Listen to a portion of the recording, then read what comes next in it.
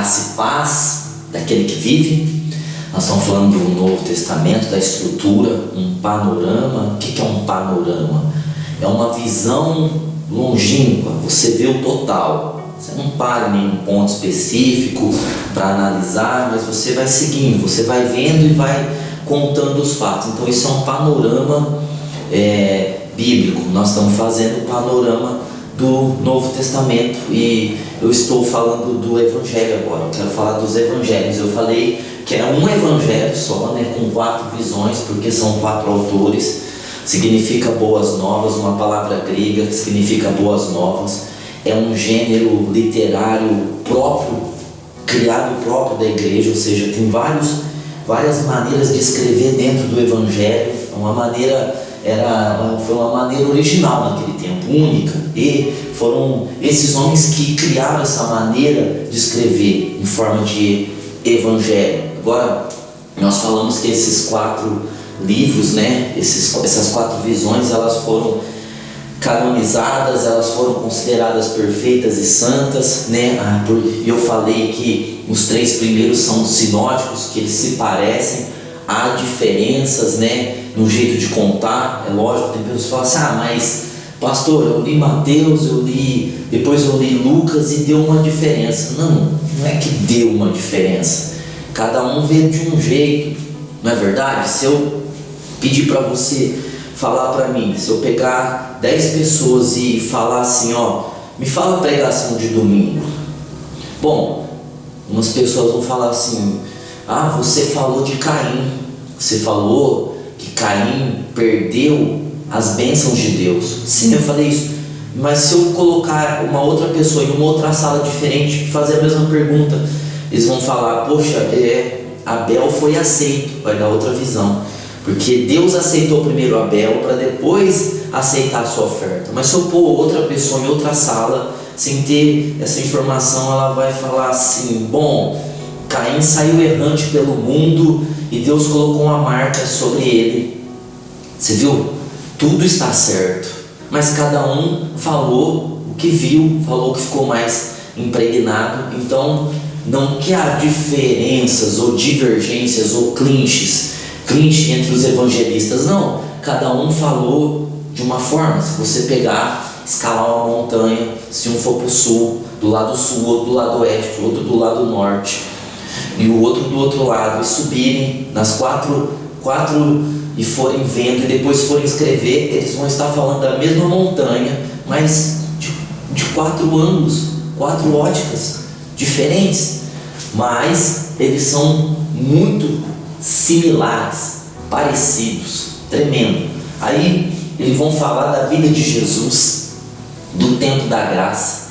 E o primeiro evangelho é o evangelho aqui, Evangelho de Mateus.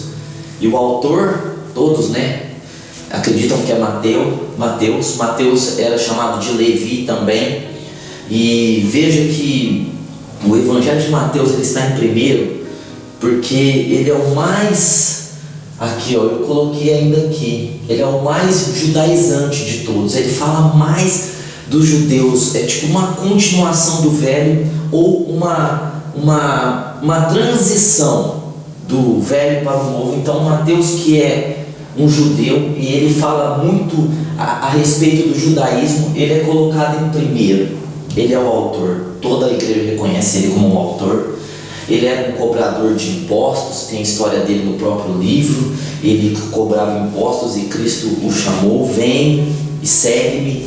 E ele seguiu, e ele foi chamado e se tornou discípulo, Há muita tradição falando a respeito dele, que ele pregou em muitos lugares por muitos anos, ou seja, ele foi um discípulo ativo e ele foi um apóstolo. Ele foi um apóstolo e ele deixou escrito esse evangelho maravilhoso. Ele escreveu em grego koiné, que era um grego mais comum, é um grego mais coloquial, é um grego menos elitizado. Ele escreveu nesse grego simples, e todas as datas dos evangelhos elas têm muitas contradições. Muita gente fala muita coisa, a respeito das datas. Então não tem jeito de falar assim, essa data é exata. Não, mas é sempre aproximado. Mateus foi escrito no ano de 58 a 68, ou seja, de 58 a 68 quer dizer 32 anos depois dos acontecimentos, Mateus escreveu. Ele apresenta Jesus como rei. Veja, a intenção de Mateus é falar de Jesus, que ele é rei. Viu que o contexto da terra de Israel, Jesus é um judeu, ele veio na terra de Israel, aquele contexto era de escravidão, Império Romano, Império Grego, Império Persa, Império Babilônico, vários impérios vinham exercendo domínio sobre Israel. Então eles desejavam o seu próprio rei. Eles liam o Velho Testamento, lembravam dos tempos áureos, dos auges de Davi, de Salomão, e eles queriam um rei, e por isso eles chamavam pelo Messias. Eles queriam o Messias, o enviado, que ia acabar com a servidão, que ia acabar com o domínio de outros povos sobre Israel. Então Mateus veio para falar: olha, o rei veio. Mateus veio para dizer: Jesus é o rei, Jesus é o Messias. Então Mateus, no seu livro inteiro, ele trata Jesus como rei, como Messias, o rei de Israel. Ele é o rei de Israel. Vocês queriam um rei, e o rei veio querendo convencer os judeus de que aquele Jesus era o Cristo, aquele Jesus era o Messias, aquele Jesus era o rei. Veja que 32 vezes no Evangelho de Mateus fala o reino de Deus, 5 vezes o reino dos céus. É a palavra basileia que fala do reino, ou seja, é o Evangelho da Basileia, é o Evangelho do reino de Deus. Mateus é o Evangelho do reino de Deus. E no Evangelho de Mateus tem uma particularidade que fala muitas profecias do Antigo Testamento. Ele não explica as profecias, ele só diz: ó, isso aqui estava escrito no profeta tal e se cumpriu aqui.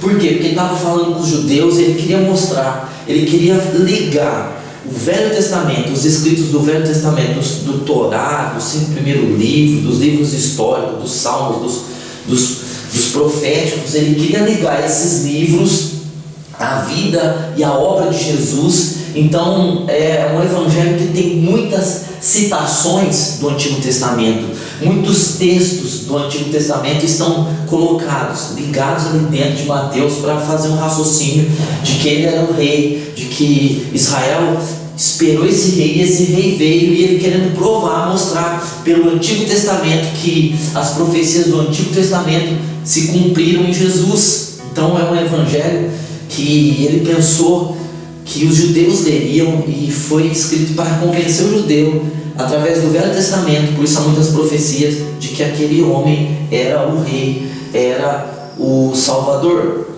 Agora, o evangelho, ele tem 28 capítulos, ele tem 1071 versículos. Lógico, ele não foi escrito originalmente assim, em capítulos e versículos. Bom, a Bíblia inteira ela não foi escrita em capítulos e versículos. Foram os homens que vieram, depois de muito tempo, e dividiram para localização. Mas aí, para você se localizar melhor, então abre lá em Mateus 27:52. Então, para facilitar. Então ele tem 28 capítulos, ele é o evangelho, o maior evangelho, ele tem 1071 versículos, ele é o maior evangelho do Novo Testamento. Ele escreveu para os judeus.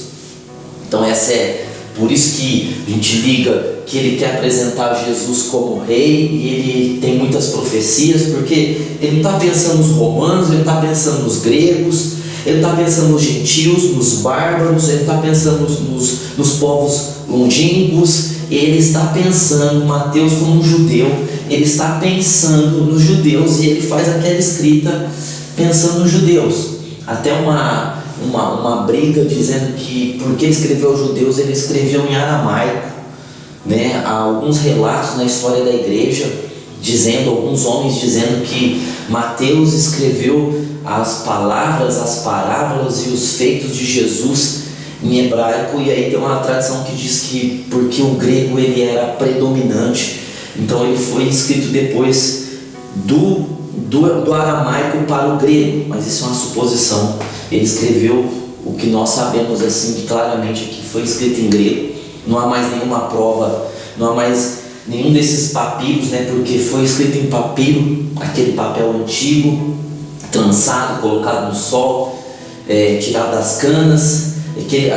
Aquele tipo de papel, de papiro, ele era muito frágil, então ele se decompôs, ele acabou, ele terminou. Então os originais nós não temos mais, nós só temos cópias desses evangelhos. Mas ele escreveu para os judeus e possivelmente tenha sido em grego. E como ele está apresentando Jesus como rei, a cor desse evangelho é a cor púrpura, porque o púrpura é a cor do reinado, não é? E a cor púrpura estava lá no tabernáculo, na cortina, em várias outras coisas estava ali a cor púrpura, que é a cor de rei. E o símbolo de Mateus é o leão, porque Jesus, ele é o leão da tribo de Judá. O leão é o símbolo da realeza. Então o símbolo desse evangelho é o leão.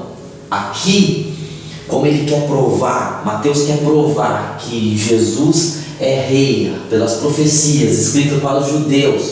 É o símbolo do leão, que ele é o leão da tribo de Judá. Que Judá, ele era a tribo da realeza e o símbolo era o leão. Ele é o leão da tribo de Judá e quer provar que esse Jesus veio da descendência de Judá. Então ele começa a genealogia dele, mostrando a genealogia que Jesus, ele é filho de Abraão. Ele não começa lá em Adão, ele começa em Abraão, porque Abraão fala da terra, ou seja, Abraão, a descendência de Abraão, colocando o nome de Abraão na genealogia. O que Mateus estava em mente era o seguinte: eu vou falar que ele é o filho de Abraão, que começou a genealogia dele em Abraão, porque Abraão é o pai da terra. Deus prometeu para ele essa terra. Bom, nós não estamos completamente na nossa terra hoje, nós só estamos em parte da nossa terra. Nós vivemos muito tempo sob cativeiro. Nosso desejo é ter a nossa terra como Deus prometeu para o próprio Abraão, para o próprio Moisés, para Josué. Nós queremos essa terra. E então ele é filho de Abraão, ele é o herdeiro da terra, ele é o que vai conquistar a terra para Israel de novo. Então ele vem com esse entendimento, né? E ele usa também na genealogia que ele é filho de Davi, ou seja, porque eles estavam esperando do trono de Davi. Se Abraão tem a terra, Davi tem um trono, Davi tem um reinado. As duas coisas que os judeus mais queriam naquele tempo era ter a sua terra em paz e ter um rei no seu trono. Agora, então Mateus, ele vem com essa ideia. Ele vem falando que Jesus, ele é filho de Abraão, portanto ele é o proprietário da terra, e ele é descendência de Davi, ele é proprietário, ele é descendente do trono. Veja, ele quer provar isso. Então é um evangelho judaizante, é um evangelho para os judeus. Quando você for ler, portanto, o evangelho de Mateus, você pense que não foi escrito para os gentios entender, foi escrito para os judeus. Se você tiver essa mente, aí você vai procurar entender melhor as profecias do Antigo Testamento, a cultura do povo daquele tempo. Por isso que eu fiz o primeiro vídeo, e para você entender melhor as palavras ali, né, de Mateus, as explicações, o porquê ele colocou aquilo. Esse é o panorama de Mateus.